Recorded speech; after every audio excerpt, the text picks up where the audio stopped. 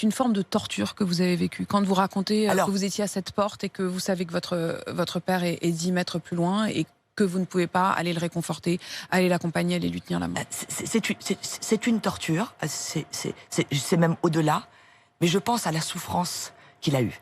Et qu'on ne me dise pas, maintenant il est mort, c'est fini. Vous comprenez ce que je veux dire? Ce n'est pas possible. On se bat contre toutes les souffrances, mais celle-ci est inacceptable.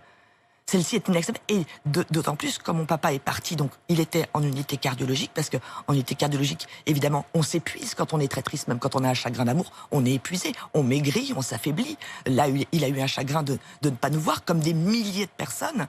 On a eu le droit d'aller le voir un par un, habillé avec la tenue adéquate, comme toutes les infirmières. Bon, et il était au bout du bout. Je ne raconterai pas dans quel état je l'ai trouvé. Est-ce qu'on peut mettre quelqu'un, je vais le dire, de tout nu dans son lit parce que c'est plus simple pour l'échanger? Est-ce qu'on peut arriver jusque-là?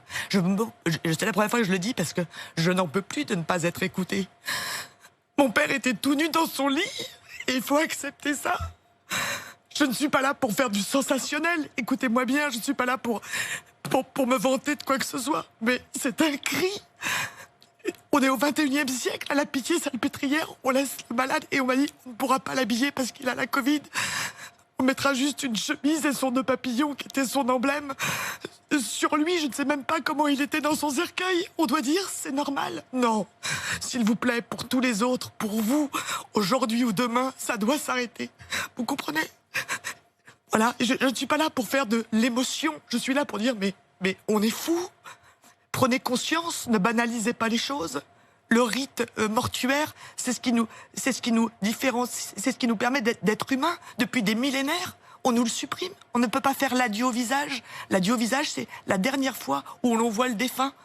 Vous n'avez pas pu faire l'adieu au visage? Non.